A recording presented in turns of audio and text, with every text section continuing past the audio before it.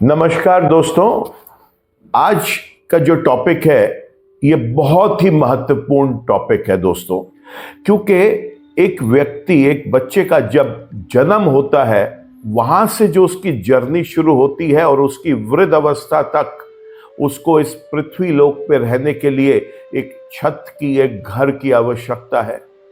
उसको कहीं काम करना है, उसके लिए उसको एक दुकान, शोरूम, फैक्ट्री, किसी भी तरीके का एक भवन वहां पे चाहिए। ऑफिस में काम करना है तो एक ऑफिस चाहिए। देखिए दोस्तों, आज जिस टॉपिक को मैं चर्चा में लेके आऊंगा उसका नाम है वास्तुशास्त्र। ये बहुत इंपॉर्टेंट टॉपिक इसलिए भी है क्योंकि जिस भवन में हम रह रहे हैं, काम कर रहे हैं, वहां से जो मुख्य रूप से हमारा ऑरा इफेक्ट होता है, आज मैं आपको वो बताऊंगा कि हम क्या गलतियां कर रहे हैं जिसकी वजह से जीवन में परेशानी आ रही है, और क्या ऐसा करें जिससे जो परेशानियां अगर आ चुकी हैं तो वो दूर चली जाएं। दोस्तों, सबसे पहले तो आप ये समझिए, वास्तु जो है इसका मतलब है दिशाओं को बैलेंस करना, दिशाओं के ऑरा को बैलेंस करना और तत्वों को बैलेंस करना। मुख्य रूप से ज्यादातर लोग केवल वास्तु को दिशा और तत्व तक ही सीमित रखते हैं, जो कि एक गलत तरीका है। हर एक दिशा किसी ग्रह से कंट्रोल्ड है, हर एक ग्रह किसी नक्षत्र से कंट्रोल्ड है। अब आपको यहां पर यह समझना है कि हमें कैसे पता चले कि वास्तु वहां का सही है या गलत है। तो सबसे पहले तो आप इस एक भ्रम और भय से बाहर निकलिए जो पिछले कुछ वर्षों में कुछ वास्तु विशेषज्ञों ने किसी अपने निजी स्वार्थ के कारण आपके अंदर पैदा कर दिया। वो क्या है? वो है कि आपको केवल और केवल यह बताया जाता है कि नॉर्थ फेसिंग और ईस्ट फेसिंग प्रेमाइसेस ही अच्छे होते हैं। अब सोचिए, पूरी दुनिया कैसी दिखेगी अगर आप किसी भी कॉलोनी में जाएं और वहां पर आपको केवल नॉर्थ फेसिड और ईस्ट फेसिड घर ही दिखाई दे। दोस्तों, ऐसा संभव ही नहीं है। हर एक दिशा किसी व्यक्ति के लिए शुभ और किसी के लिए अशुभ हो सकती है। हर एक तत्व किसी व्यक्ति के लिए शुभ, किसी के लिए अशुभ हो सकता है। हर एक ग्रह किसी के लिए शुभ, किसी के लिए अशुभ हो सकता है। हर एक नक्षत्र किसी के लिए शुभ, किसी के लिए अशुभ हो सकता है। और हर एक नंबर किसी के लिए शुभ और किसी के लिए अशुभ हो सकता है। बहुत ध्यान से समझना है हमको कि वास्तुशास्त्र, हम लोग सीना चौड़ा करके ये बोलते हैं कि ये हमारे भारत का सबसे प्राचीन शास्त्र है। उसके बावजूद आज की डेट में लोग वास्तु की वजह से अपने जीवन में कितनी कठिनाइयों का सामना कर रहे हैं ये आप सब जानते हैं, क्योंकि शायद आपने भी अपने जीवन में कभी उन कठिनाइयों का सामना किसी वास्तु शास्त्र की गलती की वजह से किया हो। बहुत सारे नुकसान हैं। विवाह में विलंब वास्तु शास्त्र के किसी दोष की वजह से हो सकता है। परिवार के सदस्यों का आपस का तालमेल बिगड़ना वास्तु दोष की वजह से हो सकता है। विवाह हो गया है, अब आपस में तालमेल नहीं बन पा रहा पति पत्नी में, वास्तु दोष की वजह से है। बच्चे ठीक से नहीं पढ़ रहे, कार्य में उन्नति नहीं हो रही, लाभ नहीं मिल रहा, हॉस्पिटल के बिल बढ़ते चले जा रहे हैं, दवाइयों पे खर्चा हो रहा है, एक्सीडेंट्स हो रहे हैं, घर में आगजनी हो रही है, घर में चोरी हो रही है। किसी भी प्रकार की जो बाधा है उसके पीछे वास्तु का एक बहुत बड़ा योगदान है। एक बहुत सारे पैरामीटर्स जब वास्तु के बिगड़ते हैं तो ये कठिनाइयां लोग अपने जीवन में फेस करते हैं। अभी कुछ लोगों ने तो यहां तक ऐसा स्टार्ट कर दिया है, उनसे कभी पूछा जाए कि क्या आपने कभी वास्तु ओपिनियन ली, तो उन्होंने कहा हाँ जी, हमें हमारे आर्किटेक्ट ने बताया था कि यहां पर यह चीज होनी चाहिए। देखिए दोस्तों, अगर तो आपके आर्किटेक्ट वास्तुशास्त्र में पूर्ण तरीके से क्वालिफाइड हैं तो बहुत अच्छी बात है कि आपने उनका सहारा लेके, उनकी सलाह लेके आपने अपने घर के वास्तु को नए भवन के निर्माण में आपने इनकॉर्पोरेट किया है। लेकिन अगर उन्हीं इंटीरियर डिजाइनर या वास्तुशास्त्र के व्यक्ति के बिना आपने किसी एक ऐसे आर्किटेक्ट से बात करी है जिसको केवल और केवल जनरल वास्तु का ज्ञान है, तो वहां पर यही एक अधूरा ज्ञान आपके लिए परेशानियों का कारण बन सकता है। मैं समझाऊंगा आपको कैसे, लेकिन उससे पहले यह बताना चाहूंगा किसी भी एक भवन का वास्तु कैसे काम करता है वहां रहने वाले सदस्यों के ऊपर। एक वही हवेली, एक वही पुराना घर जो किसी टाइम पर उस परिवार को समाज में एक प्रतिष्ठित परिवार के रूप में रिकॉग्नाइज कराया करता था, उनका बिजनेस बहुत अच्छा चला करता था, यहां तक कि उनके परिवार के लोग समाज के मुखिया भी हुआ करते थे। अब वो बड़े बुजुर्ग गुजर गए, उसके बाद जो विरासत बच्चों को मिली तो उनको वही मकान अब परेशान कर रहा है। समाज में भी जो प्रतिष्ठा थी उस पे भी सेंध लग रही है, कारोबार भी जो थे वो भी उस तरीके से नहीं चल पा रहे। दोस्तों, इसके लिए सिर्फ एक ही कारण है कि ये मकान, ये भवन जिस व्यक्ति के नाम पर था उनके लिए शुभ था। अब ये म्यूटेशन के बाद, उनके जाने के बाद जिनके नाम पे घर में ट्रांसफर हुआ है, ये उनके वास्तु इंडेक्सेस के अकॉर्डिंग करेक्ट नहीं है। यही एक कारण है जिसके अंदर लोग ये कहते हैं हम तो इसी मकान में इतने सालों से रहते चले आ रहे हैं, पहले तो ऐसे नहीं था, अब ऐसा क्यों है। इस वीडियो में मैं आपको परत बाय परत सारी की सारी चीजें बताऊंगा कि ये प्रॉब्लम्स क्यों आई, कैसे आई।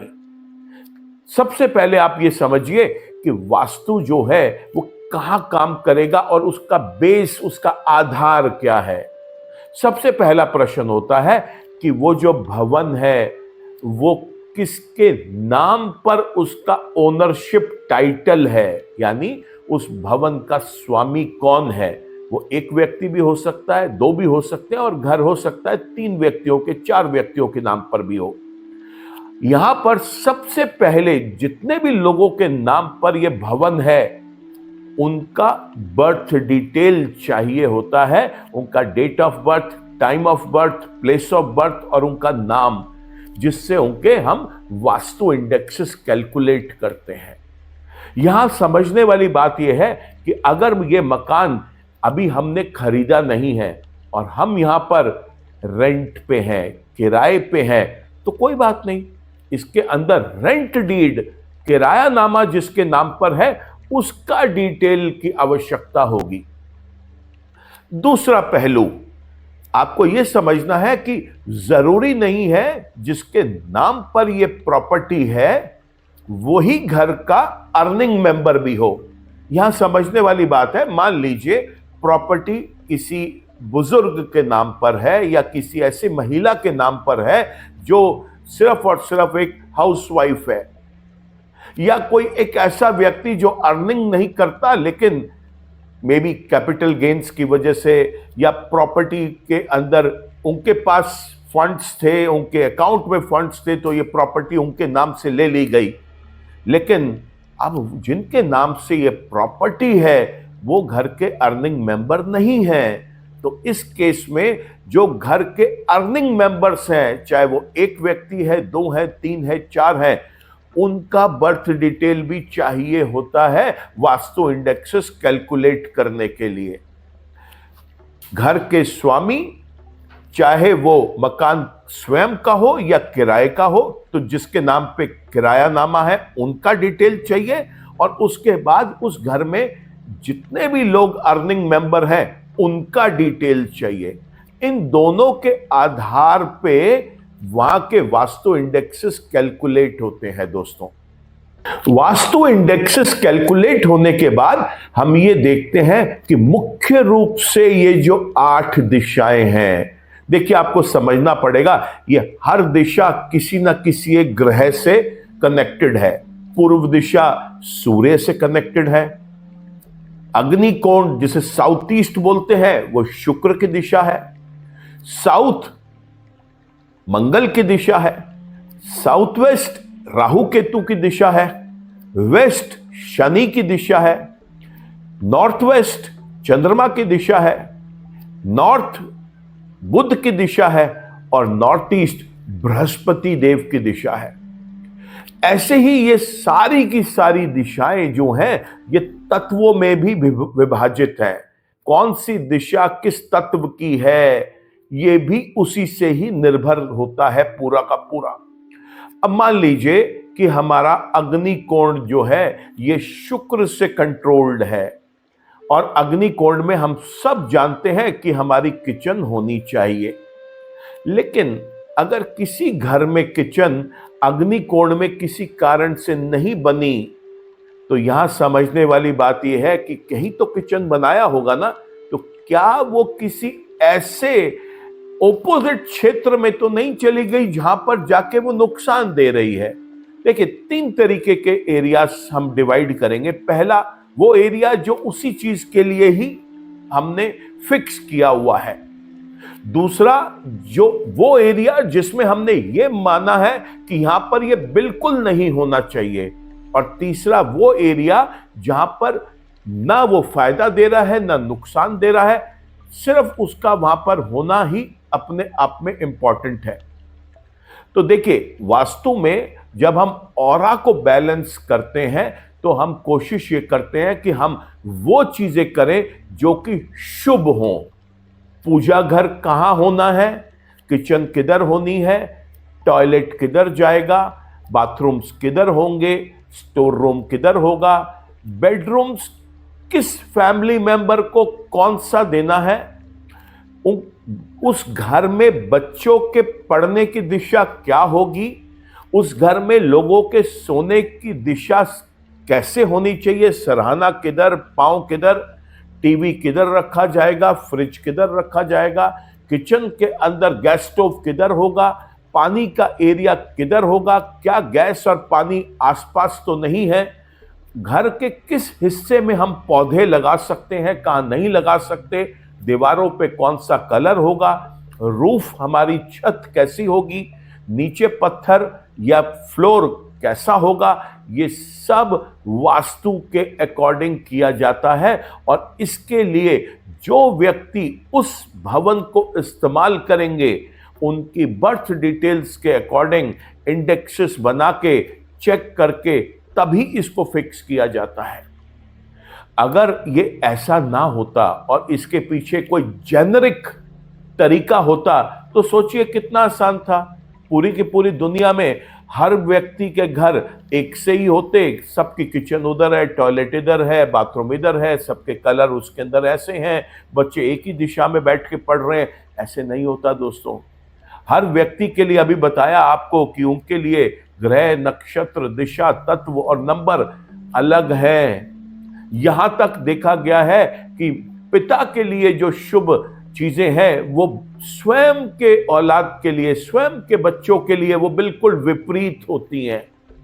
यहां तक भी देखा गया है कि कई बार जो हस्बैंड की स्लीपिंग डायरेक्शन है वो वाइफ की स्लीपिंग डायरेक्शन से डिफरेंट होती हैं। ये भी हमें समझना है कि हमें स्लीपिंग डायरेक्शन ही क्यों इतनी इंपॉर्टेंट है उस घर में। इसलिए इंपॉर्टेंट है कि कोई भी एक सामान्य व्यक्ति 5-6 घंटे से लेके 8-9 घंटे तक की नींद अपनी एक ही दिशा में सर रख के पूरी करता है। तो इसके लिए हमें यहां पर यह समझना है कि वो सही डायरेक्शन को टैप कर पा रहा है या नहीं। अगर वो सही डायरेक्शन को टैप कर पा रहे हैं तो उनकी ऊर्जा जो है वो पॉजिटिव रहेगी, नेगेटिविटी दूर रहेगी और नेक्स्ट डे के लिए उनके अंदर एक एक्स्ट्रा एनर्जी उनके पास होगी जो कि एक positive planet, directions, elements, numbers और नक्षत्रों से आई है। और अगर यही किसी व्यक्ति ने अपनी गलत डायरेक्शन को टैप कर लिया तो यहां पे सभी चीजें बिल्कुल विपरीत उसको नुकसान देने वाली हो जाएंगी। दोस्तों, यहां पर और भी बहुत सारे पैरामीटर्स हैं, जैसे अगर आप वास्तुशास्त्र को पुराने सिस्टम के अकॉर्डिंग पढ़ें, जहां लोगों के इंडिपेंडेंट हाउस हुआ करते थे, वहां यह लिखा जाता था दक्षिण पश्चिम सबसे ऊंचा और भारी होना चाहिए, और जो हमारा ईशान कोण है नॉर्थ ईस्ट, वो सबसे नीचा और खाली होना चाहिए। आजकल के मॉडर्न टाइम में क्या आपको ऐसा लगता है कि यह पॉसिबल है? मैं इसलिए पूछ रहा हूं आपसे क्योंकि आज मल्टी स्टोरी बिल्डिंग्स में लोग रहते हैं, पूरी की पूरी रूफ की हाइट सबकी एक है। कैसे पॉसिबल है कि मैं अपना दक्षिण पश्चिम ऊंचा कर दूं और ऊपर वाले की फ्लैट में घुस जाऊं? पॉसिबल ही नहीं है। तो यहां पर और एक इंपॉर्टेंट चीज आती है कि हम इस ऑरा को बैलेंस कैसे करें। कलर्स, यंत्र, पिरामिड्स, क्रिस्टल्स और बहुत टूल्स हैं जिसकी चर्चा हम कभी कस्टमाइज कंसल्टेशंस के टाइम पे या इस वीडियो के आखिर में हम जरूर करना चाहेंगे। दोस्तों, यहां पे आपको 2-3 चीजें समझनी है कि वास्तु चाहे वो रेजिडेंशियल प्रीमाइसेस का है या वो कमर्शियल प्रीमाइसेस का है, यहां पर समझना यह है कि उस वास्तु को उस लैंड के, उस बिल्डिंग के ओनर या रेंट डीड जिसके नाम पर है, उसके अलावा जो लोग यूज कर रहे हैं, क्या उनके लिए भी वो शुभ है या वो अशुभ है। अब ये कैसे पता चलेगा? इसका केवल एक ही साधन है और वो है उनका बर्थ डिटेल। जिस date of birth, time of birth, place of birth से हम उनके वास्तु इंडेक्सेस निकालेंगे।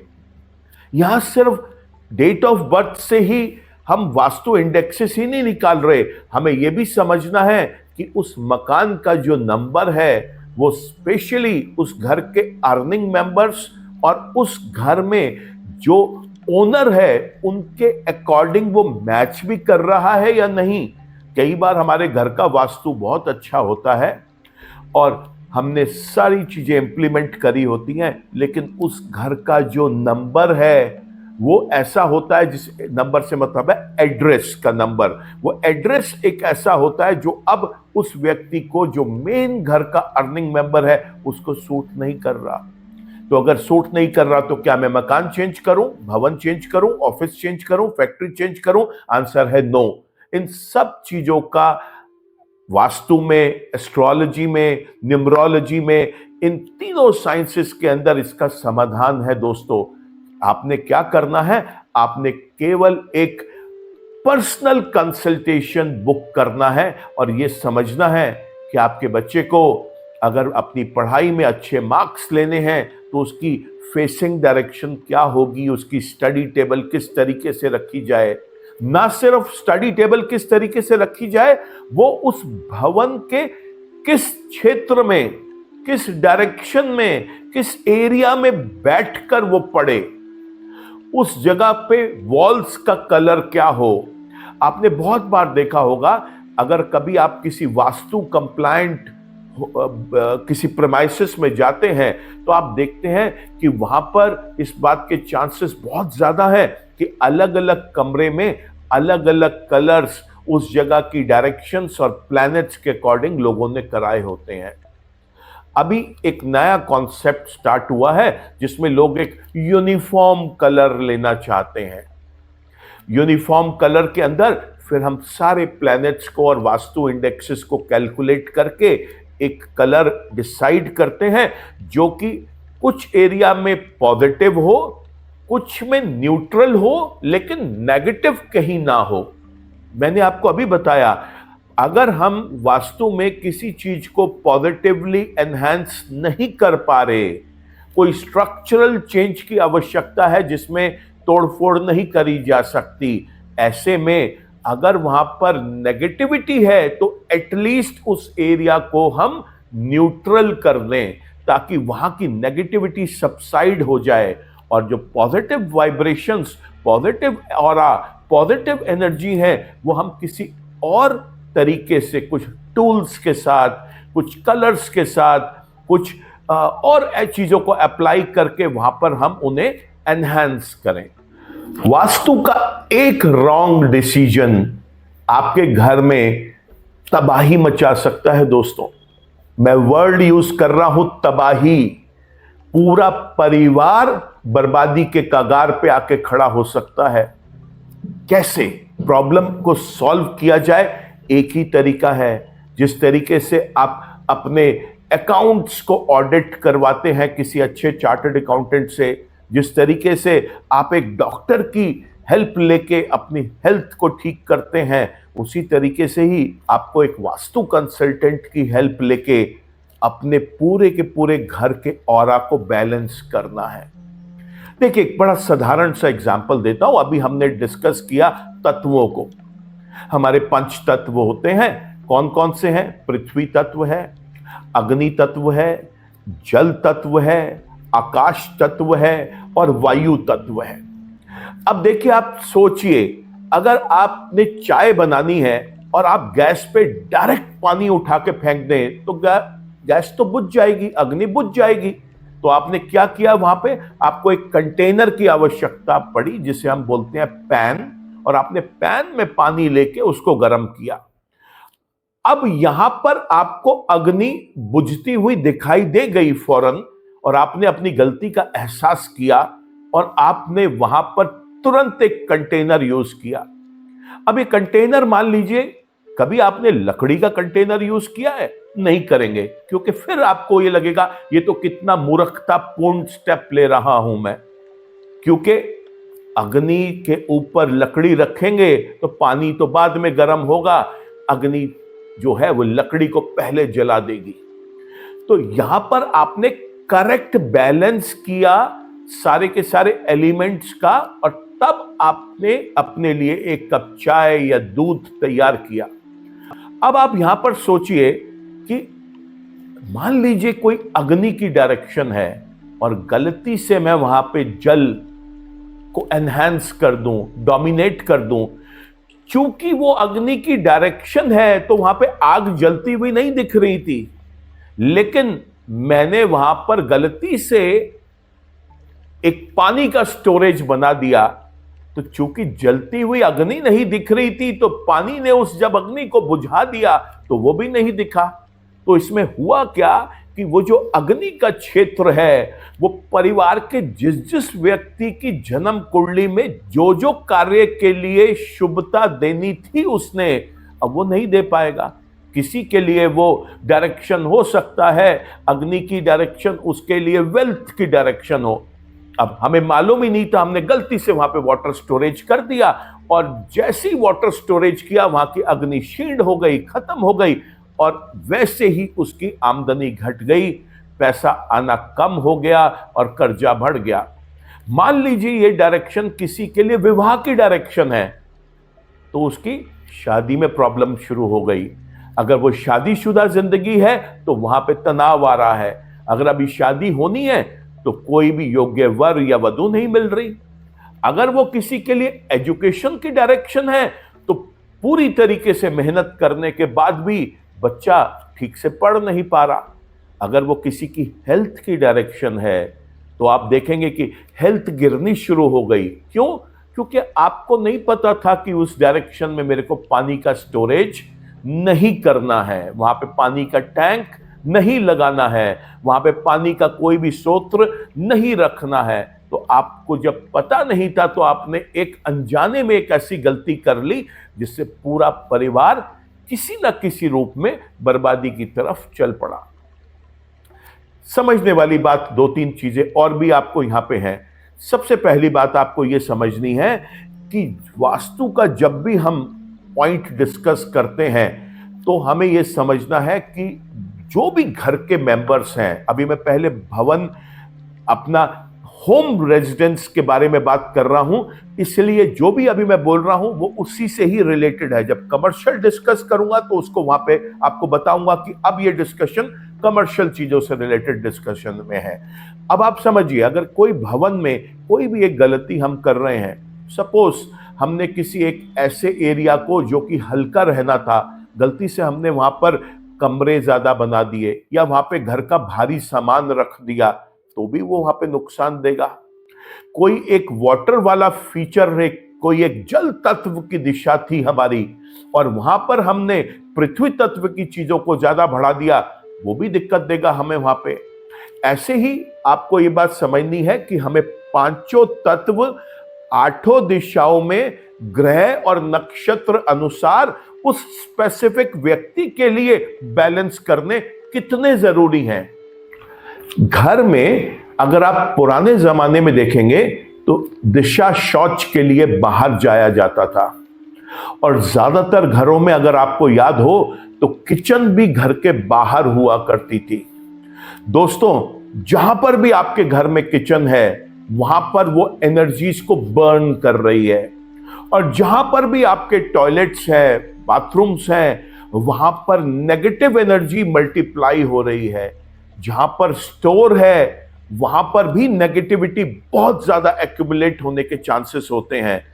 तो पूरे घर में आप इस चीज को समझिए कि जितनी भी जगह पॉजिटिविटी बर्न हो रही है वहां पर आपकी ड्यूटी है उस एरिया को बैलेंस करने के लिए कोई एक ऐसा एलिमेंट और इंट्रोड्यूस किया जाए ताकि जो चीजें बर्न हो रही हैं उसके बाद भी वहां पर नॉर्मल लेवल डिप ना करे।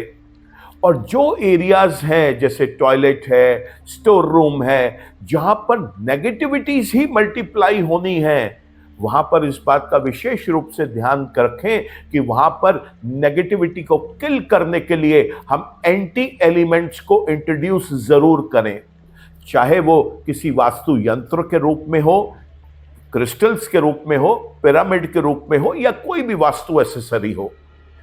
यहां पर एक चीज और मैं आपको बताना चाहूंगा कि घर का जो मेन गल्ला है, जिसे हम रुपए पैसे रखने का स्थान या तिजोरी बोलते हैं, मैं मानता हूं कि आजकल डिजिटल ट्रांजैक्शंस हो गई हैं कि घर के अंदर अब लोग कैश कम रखते हैं, लेकिन एक सिंबॉलिक तिजोरी हर घर में जरूर होनी चाहिए, और उसके लिए भी कोई भी एक स्पेसिफिक डायरेक्शन निश्चित नहीं होती दोस्तों, क्योंकि अगेन वो जो अर्निंग मेंबर है उसके अकॉर्डिंग डिसाइड किया जाएगा कि इनके लिए इस घर में तिजोरी हम कौन सी डायरेक्शन के अंदर बनाएं, उस डायरेक्शन वाले कमरे में वो तिजोरी किस स्पेसिफिक एरिया में इंस्टॉल करें, और उस तिजोरी के अंदर ऐसे क्या टूल्स रखें जिससे नेगेटिविटी तो कभी रहे ही ना और सिर्फ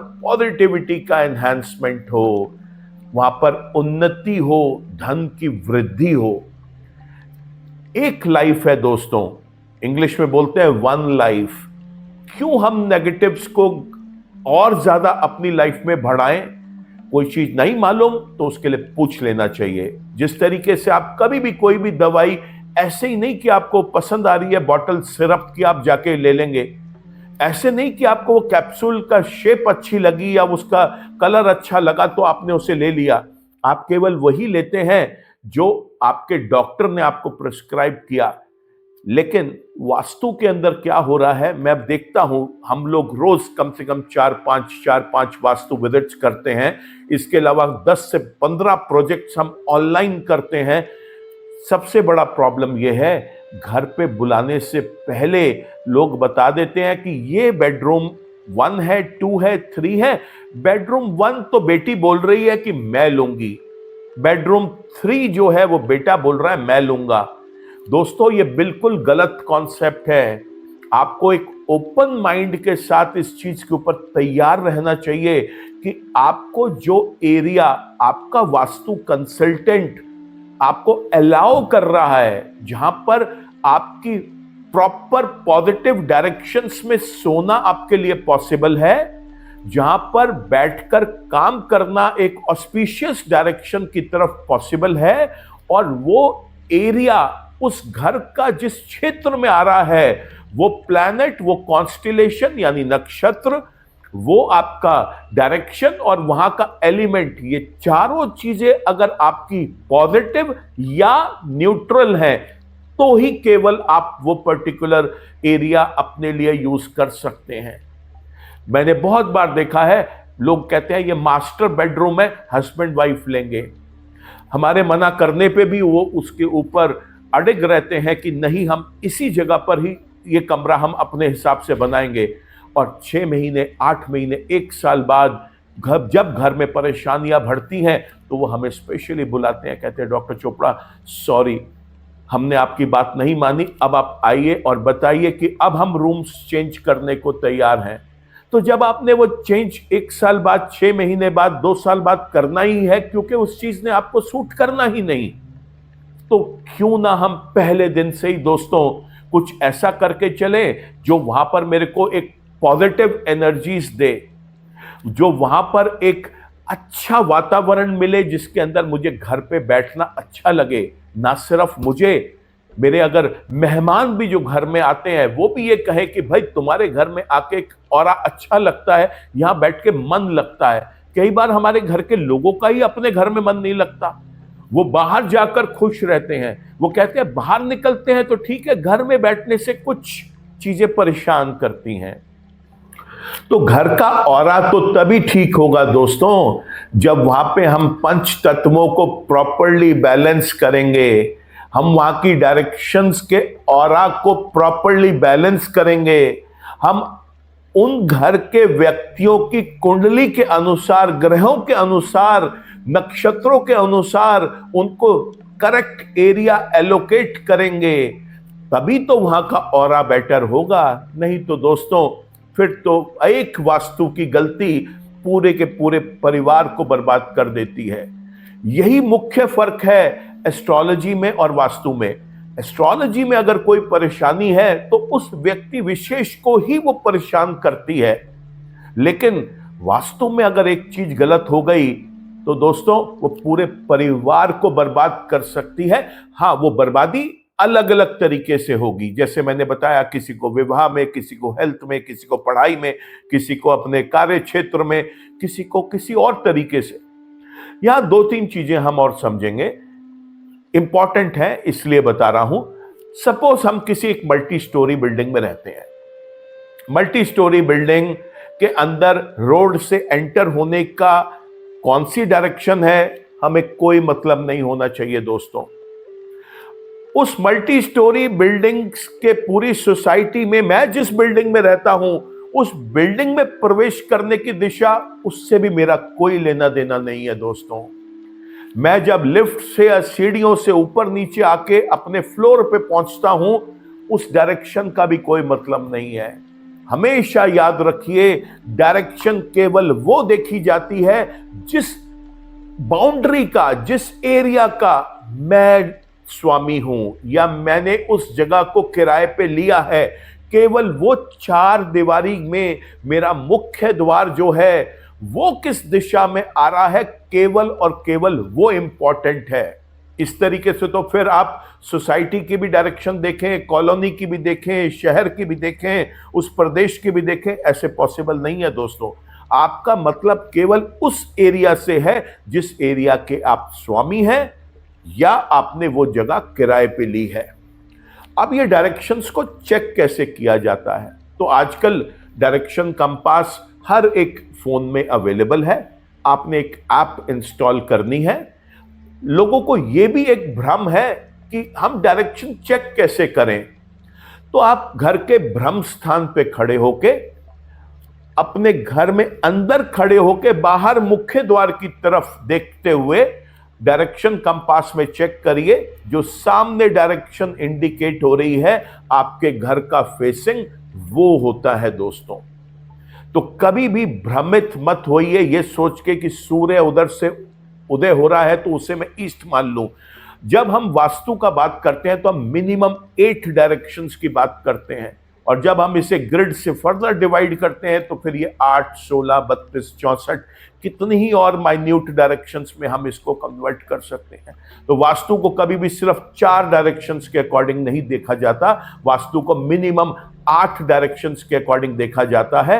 अगर आप एक सर्कल को देखें तो सर्कल 360 डिग्री का होता है। इसको आप 8 से अगर डिवाइड करेंगे तो आप देखेंगे 45 डिग्रीज की एक डायरेक्शन होती है। अब आप 45 डिग्री को 45 × 8 करेंगे तो वापस 360 डिग्री आ जाएगा। तो 45 डिग्री एक डायरेक्शन को मिलते हैं इसके अंदर, और आपकी जो मुख्य द्वार की डायरेक्शन है वो मेन डायरेक्शन इसलिए है क्योंकि वहां से मेन ऑरा आना है, एनर्जी का एक्सचेंज इन आउट तो उसी एक पॉइंट से होना है। तो अगर वो आपके लिए अशुभ है दोस्तों तो वो वहां पे नेगेटिविटी लेके आएगी, और अगर वो आपके लिए शुभ है तो वहां पे आपके पॉजिटिव ऑरा आएगा। बहुत सिंपल है दोस्तों। कभी भी आप वास्तु के लिए कोई भी कंसल्टेशन लें तो एक जनरल कंसल्टेशन बिल्कुल मत लें, ये एक बार का एक्सपेंस होता है। आप कस्टमाइज्ड कंसल्टेशन लें। कस्टमाइज्ड कंसल्टेशन का मतलब है कि आपको घर के जितने भी मेंबर्स हैं उनका date of birth, time of birth, place of birth के अकॉर्डिंग उनके वास्तु इंडेक्सेस बनवा के, उनका कुआ नंबर कैलकुलेट करके, उनके स्पेशल डायरेक्शंस जो उनके लिए फेवरेबल है वो वहां पर टैप हो सकती हैं या नहीं, इस बात को मुख्य रूप से ध्यान रखते हुए हम करेंगे। दूसरा मैं आपको यहां पे बताना चाहूंगा, अभी तक हम ज्यादातर उन चीजों की बात कर रहे हैं जहां पर भवन में हम लोग रह रहे हैं, उसका वास्तु कैसे हो। एक और चीज होती है जिसे हम बोलते हैं सर्च मोड। सर्च मोड मतलब अभी हम तलाश कर रहे हैं, या तो घर खरीदने की, या भूमि खरीदने की, या फिर कोई बना बनाया मकान किराए पे लेने की। सेम प्रोसीजर वहां पे फॉलो होगा दोस्तों। जिसके नाम से हम इच्छुक हैं वो प्रॉपर्टी खरीदने के लिए, उनका बर्थ डिटेल चाहिए। अगर वो अर्निंग मेंबर हैं तो बहुत अच्छी बात है, और उनके अलावा कोई और भी अर्निंग मेंबर है तो उन लोगों का भी बर्थ डिटेल चाहिए।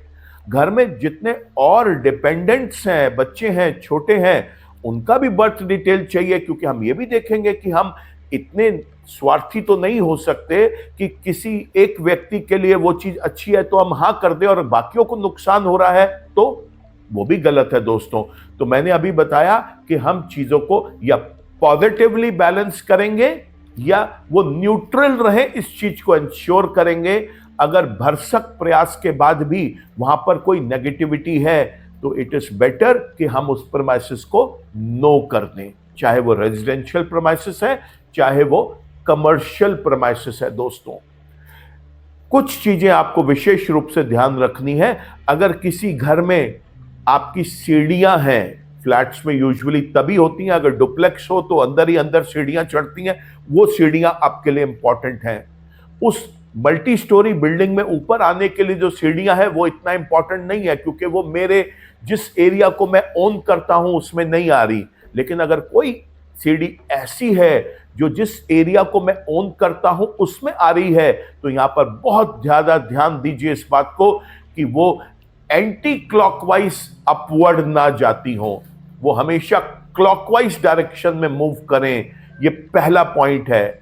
दूसरा, आपको विशेष रूप से ध्यान ये देना है कि जब टॉयलेट्स हैं उसमें शिटपॉट पर बैठते हुए जो आपकी डायरेक्शंस हैं, आप सामने किस दिशा को फेस करेंगे, ये बहुत इंपॉर्टेंट है।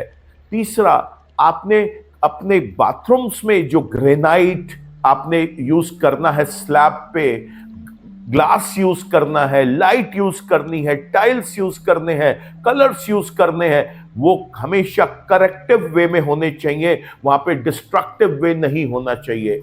किचन में आपने गैस स्टोव और पानी के बीच की एक दूरी मेंटेन करके रखनी है।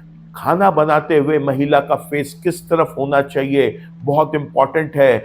आपने जूठे बर्तन कहाँ रखने हैं, क्या वो जगह हम सही इस्तेमाल कर रहे हैं या नहीं। रॉ मटेरियल, जो खाने की चीजें अभी यूज होनी है, दालें, मसाले, घी, वो करेक्ट जगह पर प्लेस्ड है या नहीं है। जो हमारी मॉड्यूलर फॉर्म की किचन है, जो हमारे इलेक्ट्रॉनिक गैजेट्स हैं, वो सब सही जगह पर है या नहीं है। वहां की जो लाइट्स हैं, जो आजकल 3 तरीके की लाइट्स यूजुअली लोग घर में यूज करते हैं, वाइट, वार्म वाइट और येलो, कहां पर कौन से कलर्स होने चाहिए, ये बहुत इंपॉर्टेंट है, क्योंकि वहां का ऑरा इन्हीं सब चीजों से इफेक्ट होगा। प्लांट सही टाइम पे सही जगह पर होने चाहिए।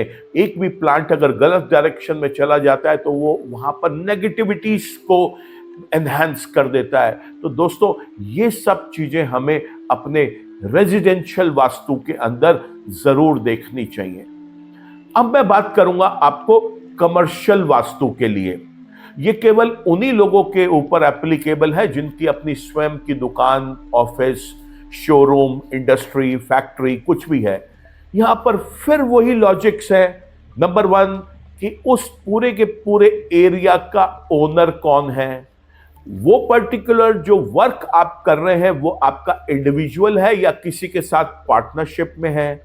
पार्टनरशिप किसी जेनेटिक व्यक्ति के साथ है जिसके साथ जेनेटिक कनेक्शन है, या कोई दोस्त या कोई दूसरी फैमिली है जो जेनेटिकली कनेक्टेड नहीं है, उनके साथ हम ये अपना कारोबार कर रहे हैं या अपना प्रोफेशन को आगे एग्जीक्यूट कर रहे हैं। यहां पर दोस्तों जितने भी लोगों का इन्वॉल्वमेंट उस प्रमाइसिस की ओनरशिप में या टाइटल डीड के रेंट डीड में है, उनका भी बर्थ डिटेल चाहिए। जो नेचर ऑफ द वर्क वहां पे किया जा रहा है उसकी भी इंफॉर्मेशन चाहिए। यहां पर जो अर्निंग मेंबर्स हैं, डायरेक्टर्स हैं, पार्टनर्स हैं, उनकी भी बर्थ डिटेल चाहिए। उसके बाद ही डिसाइड होगा कि किसको कौन सा एरिया हम दें, उनकी फेसिंग डायरेक्शंस क्या हो, लाइट्स कौन सी हो, कलर्स कौन से हो। इसके बाद बहुत इंपॉर्टेंट चीज होती है, ऐसी जगहों पर जरूरी यह भी है समझना कि क्या हमारे अंडर कुछ स्टाफ के लोग वर्क करेंगे।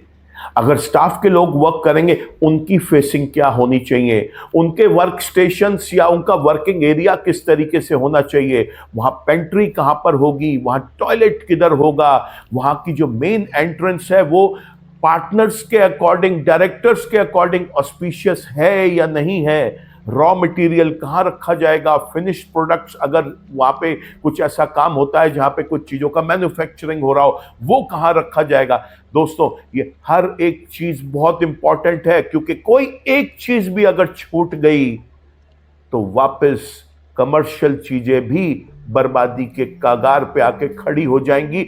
पता भी नहीं चलेगा आपको कि ये कैसे उस तरफ आ गई और आपका ध्यान इधर उधर जाएगा। कभी आप सोचेंगे किसी ने काम बांध दिया, कभी आप सोचेंगे कि कोई नजर लग गई किसी की। दोस्तों वो सब चीजें भी होती होंगी, मैं मना नहीं कर रहा, क्योंकि एनर्जीज हैं, एनर्जीज पॉजिटिव और नेगेटिव दोनों तरीके से हमें इफेक्ट करेंगी। लेकिन वास्तु को इग्नोर करना बहुत बड़ा मूर्खतापूर्ण स्टेप होगा आपका। इसे बिल्कुल ऐसा मत करें। एक अच्छे वास्तु विशेषज्ञ के साथ बैठकर आप एक कस्टमाइज्ड कंसल्टेशन लें अपने पूरे परिवार के लिए। भले ही बच्चे आपके छोटे हैं, आप पूरे परिवार के लिए कंसल्टेशन लें। आपको पता होना चाहिए क्या स्लीपिंग डायरेक्शंस हैं, फेसिंग डायरेक्शंस हैं, कलर थेरेपीज क्या है, मेटल थेरेपीज क्या है, कौन से टूल्स की आवश्यकता है, वहां पर बिना तोड़ फोड़ के हम वहां पे कैसे उसको करेक्ट कर सकते हैं। दो तरीके के वास्तु होते हैं, एक होता है करेक्टिव वास्तु और दूसरा होता है जिसमें हम रेक्टिफाई करते हैं सारी की सारी चीजों को, जहां पे लोग डिमोलिशन के लिए भी रेडी रहते हैं। मैं हमेशा बिलीव करता हूं कि करेक्टिव वास्तु करना चाहिए, क्योंकि कोई भी चीज का निर्माण ही इतना मुश्किल है, उसे तोड़ के दोबारा बनाना तो बहुत ही मुश्किल है। दोस्तों ये वीडियो तो बहुत बड़ा हो जाएगा और शायद इसका कोई अंत भी ना हो, क्योंकि इसमें इतना कुछ है आप लोगों को बताने के लिए।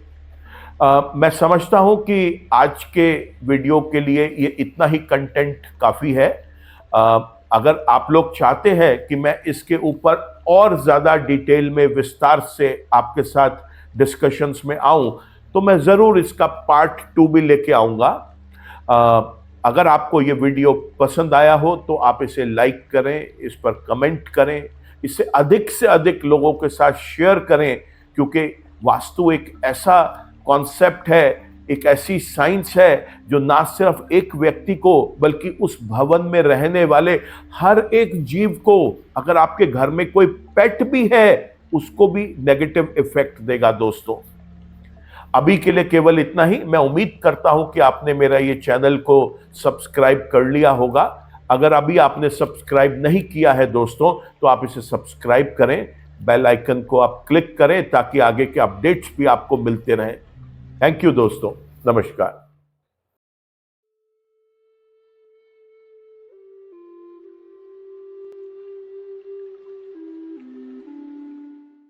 जीवन की सभी प्रकार की व्यक्तिगत, पारिवारिक और व्यावसायिक समस्याओं के समाधान के लिए तुरंत संपर्क करें।